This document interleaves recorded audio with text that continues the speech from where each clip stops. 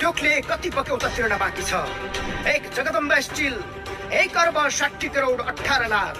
2 Reliance spinning mills 75 crore 37 lakh, 3 Shivam cement 77 crore 88 lakh, 4 Ghurahi cement 50 crore 85 lakh, 5 Argha Khanchi cement 44 crore 84 lakh, 6 Triveni spinning mills 32 crore 10 lakh, 7 Sonapur mineral and oil 24 crore 30 lakh, 8 Jagadamba synthetic 20 crore 50 lakh,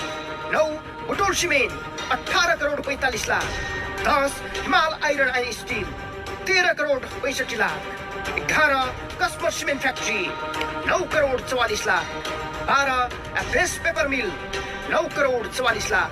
13 नेगाली cement प्रणाली 5 crore 81 lakh, 14 Triveni synthetic yarn industries 4 crore 40 lakh.